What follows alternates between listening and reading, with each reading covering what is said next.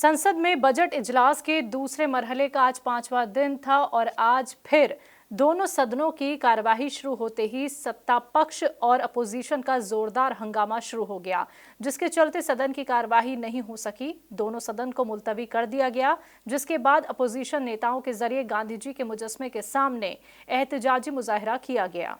मुजाहिरे में कांग्रेस समेत 16 अपोजिशन दल शामिल हुए। कांग्रेस सदर मल्लिकार्जुन खड़गे के साथ इस मुजाहिरे में कांग्रेस सांसद राहुल गांधी और सोनिया गांधी भी मौजूद रही। अडानी मामले पर जेपीसी जांच की मांग को लेकर लगातार कांग्रेस और दीगर अपोजिशन दलों के जरिए पिछले 5 दिनों से एहतजाजी मुजाहिरा संसद अहाते में किया जा रहा है। वहीं दूसरी ओर बीजेपी राहुल गांधी के जरिए विदेश में दिए बयान को लेकर उनसे माफी तलब करने की पूरी कोशिश में लगी है, जिसके चलते 5वें दिन भी सदन की कार्यवाही पूरी नहीं हो पाई।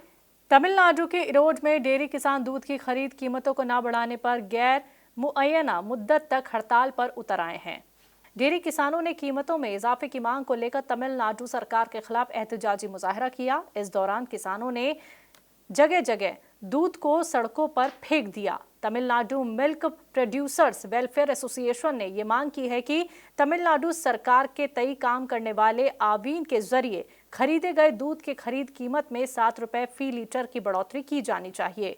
यूनियन के सदर राजेंद्रन ने बीते दिन ऐलान किया था कि अगर दामों में बढ़ोतरी नहीं की गई तो दूध हड़ताल की जाएगी। साथ ही उन्होंने कल ये भी ऐलान किया था कि वो कल से आवीन की कंपनी को बिना दूध सप्लाई किए हड़ताल पर चले जाएंगे। इस ऐलान के बाद डेयरी वजीर नासिर ने चेन्नई के सेक्रेटेरिएट में सीएम स्टालिन के साथ बातचीत की। उसके बाद वजीर नासिर ने मिल्क प्रोड्यूसर्स एसोसिएशन के लोगों से बातचीत की, लेकिन बातचीत में कोई समझौता नहीं हुआ, जिसके बाद अब इसके खिलाफ एहतजाज शुरू हो गया है। हिमाचल प्रदेश के सीएम सुखविंदर सिंह सुक्खू ने रियासती विधानसभा में बजट 2023 पेश किया। सीएम सुखविंदर ने इस बजट में लड़कियों के लिए बड़े ऐलान किए हैं। सुक्खू ने कहा कि रियासती सरकार इलेक्ट्रिक गाड़ियों के लिए मॉडल राज्य बनने पर गौर कर रही है। इसके अलावा रियासत के सरकारी स्कूलों में पढ़ने वाली 20,000 लड़कियों के लिए इलेक्ट्रिक स्कूटर की खरीद पर 25,000 रुपए की सब्सिडी का भी ऐलान किया है। वजीर आला सुखविंदर सिंह सुक्खू ने बजट में 25,000 मुख्तलिफ खाली पदों को भरने का ऐलान किया। राज्य के लगभग 1.36 लाख मुलाजमीन के लिए पुरानी पेंशन योजना को बहाल किया है। पंचायत नुमाइंदों के मानदेय और मनरेगा डेली मजदूरी में इजाफा किया गया है। सीएम ने आगे कहा कि उनकी सरकार चुनाव के दौरान किए सभी वादों को पूरा करेगी। पहले मरहले में 2,31,000 खवातीन को वादे के मुताबिक हर महीने 1,500 रुपए मिलेंगे। बजट में ऐलान किया गया है कि आंगनबाड़ी कार्यकर्ताओं को अब 9500 रुपए, मिनी आंगनबाड़ी कार्यकर्ता को 6600 रुपए, आंगनबाड़ी सहायिका को 5200 रुपए, आशा वर्कर को 5200 रुपए हर महीने दिया जाएगा। दिल्ली आबकारी नीति मामले में गिरफ्तार आप नेता मनीष सिसोदिया को राउज एवेन्यू कोर्ट में पेश किया गया। उनकी कोर्ट में पेशी रिमांड खत्म होने को लेकर हुई। उनकी रिमांड को लेकर सुनवाई हुई। इस दौरान ईडी ने दिल्ली के साबिक डिप्टी सीएम सिसोदिया की रिमांड बढ़ाने की मांग की। कोर्ट ने उनकी रिमांड 5 दिन के लिए और बढ़ा दी है। वो अब 22 मार्च तक रिमांड में रहेंगे। हालांकि इस केस से जुड़े अहम फैक्ट को सामने रखते हुए ईडी ने उनकी 7 दिन और रिमांड की मांग की थी। आम आदमी पार्टी के नेता राघव चड्ढा ने बीजेपी पर निशाना साधा है। उन्होंने कहा है कि बीजेपी का मकसद है आपको खत्म करना। इसी कवायद में बीजेपी झूठे केस कर आप नेताओं को जेल में डाल रही है। भारतीय जनता पार्टी का एक ही मकसद है कि कुछ भी कर कर आम आदमी पार्टी को खत्म किया जाए। बीजेपी को अगर किसी से डर लगता है तो आम आदमी पार्टी से लगता है, अरविंद केजरीवाल से लगता है। और आम आदमी पार्टी को खत्म करने की इस कवायद में फर्जी केसेस हमारे नेताओं पर डालकर उन्हें जेल में बंद कर कर एक नई प्रकार की बदले की राजनीति बीजेपी ने शुरू करी है, जिसकी पोल खोल आज हम आज की इस प्रेस कॉन्फ्रेंस के माध्यम से आपके सामने करेंगे। सीबीआई और ईडी के पास मनीष सिसोदिया जी के खिलाफ मनगढ़ंत कहानियों के अलावा, मनोहर कहानियों के अलावा रत्ती भर भी सबूत नहीं है। ना केस है, ना मेरिट्स हैं, ना एविडेंस है, ना रिकवरी है, ना प्रोसीड्स मिले हैं। एक भी चीज नहीं है। किसी भी मुकदमे के लिए, किसी भी केस के लिए 4-5 मोटे मोटे तौर पे इंग्रेडिएंट्स, पदार्थ चाहिए होते हैं। एक मजबूत केस होना होता है, सबूत होने होते हैं, केस में मेरिट्स होने होते हैं, कोई प्रोसीड्स ऑफ क्राइम की रिकवरी होनी होती है, कोई ट्रेल होती है, कोई गवाह होते हैं, एक पूरी केस की एक ढांचा होता। मनीष सिसोदिया जी के खिलाफ सीबीआई और इन्फोर्समेंट डायरेक्टरेट के पास मनीष सिसोदिया जी के खिलाफ रत्ती भर भी केस नहीं है, सबूत नहीं है, एविडेंस नहीं है, प्रोसीड्स नहीं है। लखनऊ में रमजान को लेकर ऐशबाग ईदगाह में बैठक मुनक्किद हुई। इस दौरान उल्मा और पुलिस इंतजामिया के अफसरान बैठक में शामिल हुए। इनके अलावा लखनऊ के नए ज्वाइंट कमिश्नर और मुस्लिम मजहबी रहनुमा मौलाना खालिद रशीद फरंगी महली भी इस बैठक में मौजूद रहे। इस दौरान साफ सफाई और हिफाजत इंतजामात को लेकर तबादला ख्याल किए गए। इसके अलावा बैठक में खवातीन को लेकर भी एक बड़ा ऐलान किया गया। इस साल खवातीन तरावी की नमाज ईदगाह में पढ़ सकेंगी। मुबारक का चांद देखा जाएगा। अगर चांद हो जाता है तो उसी दिन से, वरना 23 मार्च से तरावी शुरू होगी और 24 को इंशाल्लाह पहला रोज़ा होगा। और इस सिलसिले में आज ईदगाह लखनऊ में इस्लामिक सेंटर ऑफ इंडिया के जिम्मेदारों की meeting district administration, police commissionerate, नगर निगम और मुख्तलिफ डिपार्टमेंट्स के जिम्मेदारान के साथ हुई, जिसमें यह डिमांड रखी गई कि रमज़ान मुबारक को देखते हुए तमाम इंतजामात, चाहे पानी हो, बिजली हो, सफाई हो, इन तमाम चीज़ों के इंतजामात वक्त से पहले कराए जाएं। और इसी के साथ साथ इस साल यहाँ ईदगाह में जो हर साल तरावी होती है उसमें ख़वातीन और औरतों की नमाज का भी खुसूसी इंतज़ाम किया गया है।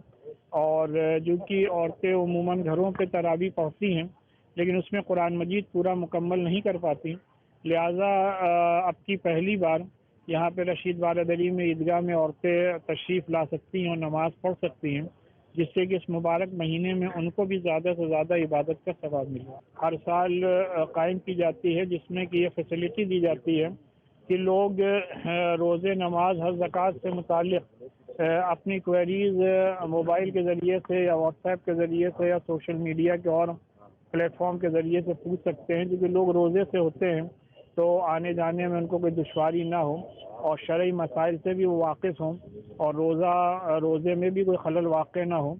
तो इन तमाम बातों को मद्देनज़र रखते हुए ये फैसिलिटीज़ पब्लिक को इस साल भी मुहैया कराई जा रही है। देखिए, जैसा जानते हैं आप लोग, अब ये रमज़ान का पाक महीना प्रारंभ होने वाला है, फिर उसके बाद ईद मनाई जाएगी। उसी की तैयारियों के संबंध में ये बैठक रखी गई थी। आज पूर्व निर्धारित बैठक थी और सभी विभागों के लोग भी उपस्थित हुए थे। तो जो तैयारियों में जो रिक्वायरमेंट है उन्होंने सारी लिस्ट हमें दी है, सभी विभागों को भी निर्देशित किया गया है और हम इंश्योर करेंगे कि जो भी आगे त्यौहार आ रहे हैं उनमें जो रिक्वायरमेंट इन्होंने बताई है वो सारी पूरी की जाए, अच्छी से अच्छी व्यवस्था दी जाए, चाहे साफ़ सफाई की हो, बिजली की हो, चाहे पुलिस व्यवस्था हो, ट्रैफिक की व्यवस्था हो। सभी व्यवस्था के लिए संबंधित विभाग के अधिकारी भी उपस्थित रहें, सभी ने नोट किया।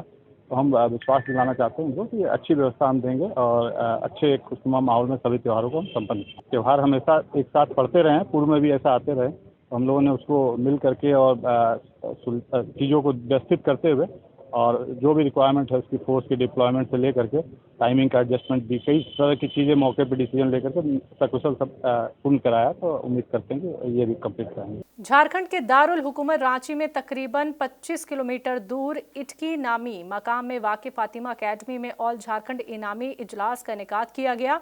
इस मौके पर रियासत के मुख्तलिफ इलाकों से पहुंचे तकरीबन 500 हुफ़ाज़ ए कराम को इनाम और इकराम से नवाजा गया। हुफ़ाज़ ए कराम को माली एतबार से मजबूत बनाने के ताल्लुक से उनके अंदर जज्बा पैदा करने के मकसद से इस इजलास का इनेकाद किया गया। प्रोग्राम में रांची के मारूफ और मकबूल सर्जन डॉक्टर मजीद आलम मेहमान खुसूसी के तौर पर मौजूद रहे।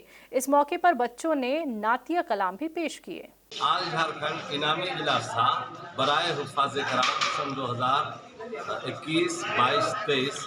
इन बच्चों को मोटिवेट करके मैं आला तालीम की तरफ ले जाना चाहता हूँ और एक तालीम बराए इल्म कोई चीज़ ही नहीं है।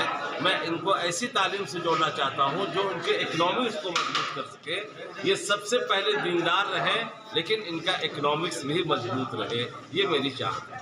पूरे झारखंड से अल्हम्दुलिल्लाह तमाम इदारे से बच्चे आए थे और बगैर किसी मसलकी इख्तलाफ के हमारी दावत पर सब लोग आए और सबके बच्चों को जो हाफिज कुरान थे या वो बच्चियां जो हाफिजात थी उन सबको यहाँ पर एजाज से और इनाम से और सर्टिफिकेट से नवाजा गया। बच्चों को मैं ये कहूँगा कि अपनी ज़िंदगी के अंदर खुशहाली लाइए, अपने इकोनॉमिक्स को मजबूत कीजिए और दीन पर कायम रखिए और दीन को आम जाता है। यहाँ पर अल्हम्दुलिल्लाह पूरे इस कैंपस में इल्म नाफे का ये सेंटर है और हमारा हदफ ही है इस्लामी माहौल में इल्म और हुनर सिखाना हमारा नस्मुल है। और मेरे साथ जो बच्चे हैं उनसे पूछे, क्या बच्चे आप लोग खुश हैं? जी। इस पैगाम से आपको इत्मीनान होता है? जी। ये सही कौम और मिल्लत के लिए पैगाम सही है? जी। हम लोगों को फातिमा गर्ल्स अकेडमी में जितने भी हुफ़ाज़ कराम सबको को दावत दी गई थी और अल्हम्दुलिल्लाह बहुत सारे बच्चों को यहाँ पे आया और उन लोगों को इनाम एजाज़ से नवाजा गया।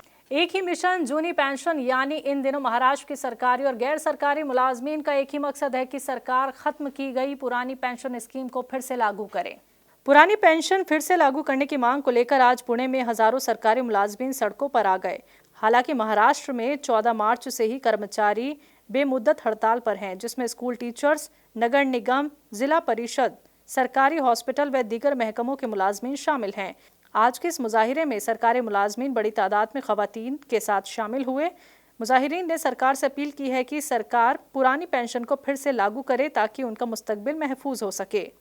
इस महाराष्ट्र के अंदर के सभी जो 2005 के हमारे जो कर्मचारी है उसके अंदर शिक्षक है उन्हीं को भी इसका लाभ मिलना चाहिए, यही डिमांड के लिए हमारा ये एल्गार है।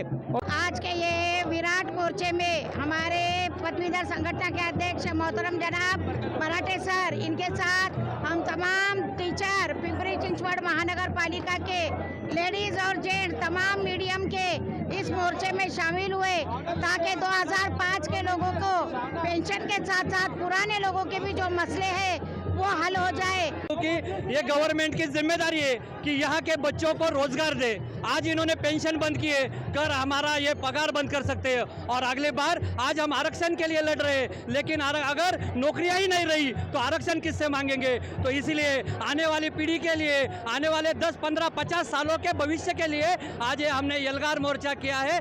महाराष्ट्र के वजीर आला एकनाथ शिंदे ने हड़ताल पर गए सरकारी मुलाजमीन से अपील की है कि वो अपनी हड़ताल वापस लें। सरकार कमेटी बनाकर इस मामले को हल करने की कोशिश करेगी, लेकिन मुलाजमीन पर सरकार की अपील का कोई असर नहीं पड़ा। मुलाजमीन की हड़ताल से कुछ महकमों में कामकाज पूरी तरह से ठप हो गया है।